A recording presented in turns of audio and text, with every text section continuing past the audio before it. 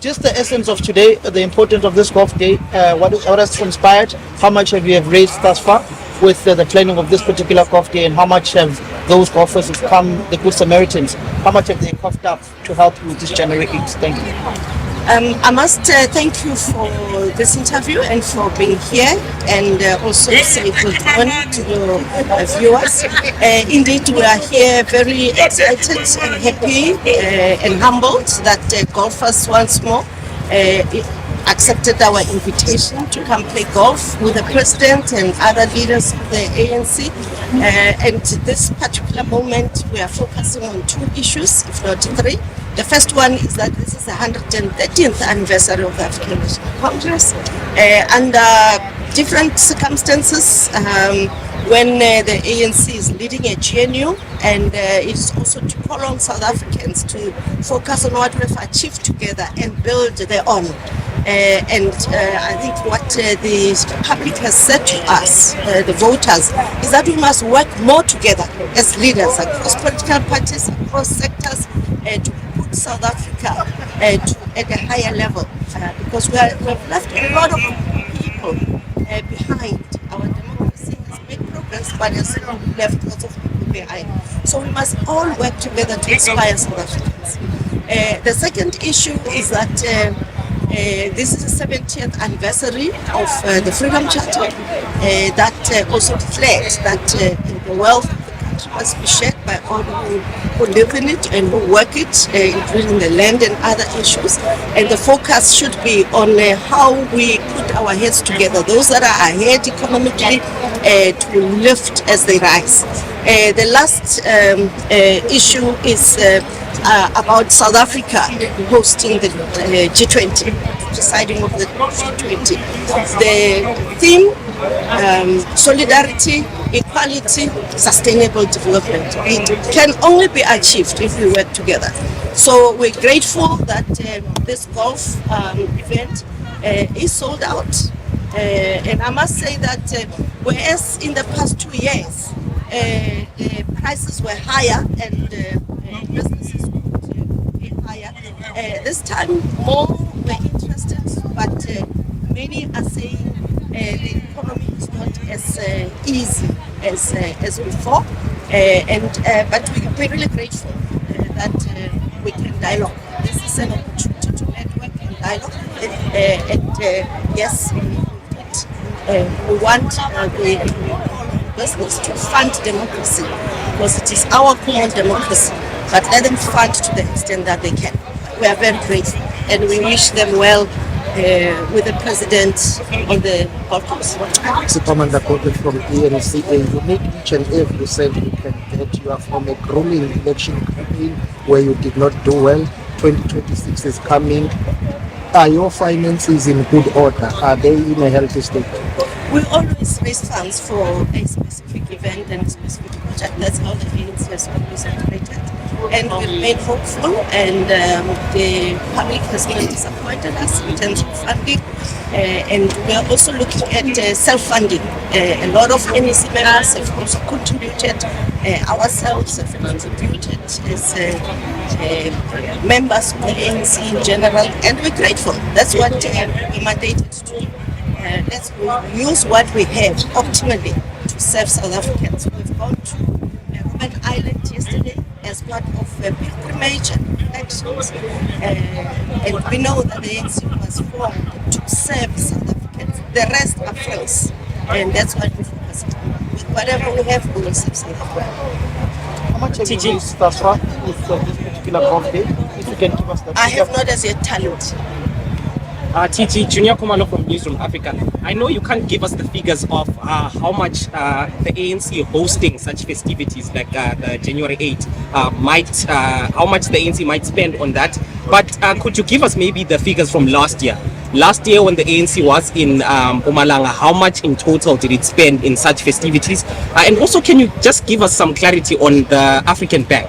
We see that it's one of the sponsors here. What sort of sponsorship is it giving to the ANC? And also, are you not worried that because it is also partly owned by the Reserve Bank, with the shares that are owned by the Reserve Bank, that some of the political parties would be complaining on why it's giving money only to the ANC if it is giving money to the ANC? Thank you.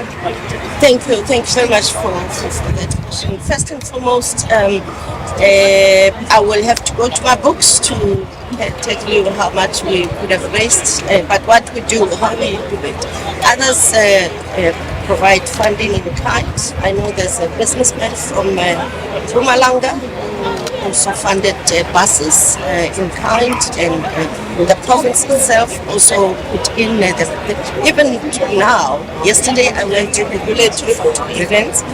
Mom Dora Tamani and Nambi, those two women, the Women's League funded itself. So I'll give you a figure, and then you pick up that someone else funded elsewhere, and then you argue with me. So I would. The important thing is that these events are successful because of own contribution and contribution for those that understand that democracy should be funded. I also want to appreciate that last year we mobilized for the multi-party fund managed by the IEC for businesses to fund that multi-party fund. They don't want to fund directly.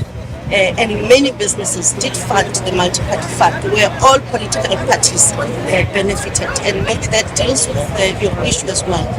We encourage Business South Africa to fund political parties that are doing work to serve South Africans, and that's why we also mobilize that they fund the multi-party fund, the IEC. I think that's basically my answers. In terms of the African Bank invited us to their event where they were supporting a good story about progress, about transformation.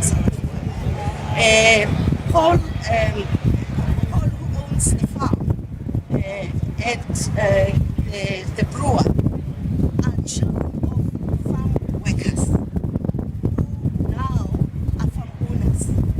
It's a beautiful story that we want to appreciate African Bank funding them, and we also appreciate that African Bank did invite us as well, because Paul is one of those black businesses in particular that are helping to access other markets. He's already exporting to few markets. We are, as the Progressive Business Forum, assisting him to access other markets. Those businesses that come and play, not all of them are members of the ANC, but we are here to serve South Africans. Thank you. Cde, one more from Mr. Ramokgopa from ANC. In the beginning of the Political Party Funding Act, some funders were reluctant to fund political parties. What is your assessment of late? Do you think funders are coming up now? Are they confident to associate and fund political parties? What is your opinion? The funders, business is still dealing with the matter, but they're still hesitant because of a number of laws that are not necessarily clear to them, and others. And I'm very happy that one of actually my deputy chair of the ANC Finance Committee, Dr. Gloria Saka, is very good in articulating this, that it is important that political exposure fund issues, the political exposure fund issue should be understood. We must declare and disclose the political funding. That's important because we don't want undertables, we don't want corruption, we don't want we must declare and disclose, and it is okay to do so. And those who declare and disclose should also not be harassed. For instance, now many companies are saying, we fund you. The next thing, our names will be all over the media, it hurts our brand. So I think also Media South Africa should rather, it doesn't matter whether they fund any other party, you must also applaud those who fund openly and transparently. And let's haunt those who fund under table, because we don't know what their intentions are. But those who openly fund democracy, because we need democracy to be managed. We don't want instability. And that's why we went the route of GNU. Stability for South Africa, and stability for greater nation building, greater equality and equity, and better sustainable development and a shared prosperity. This country is rich, Africa is rich, and we need to be able to work together and to lift others, those who are ahead. Thank you very much.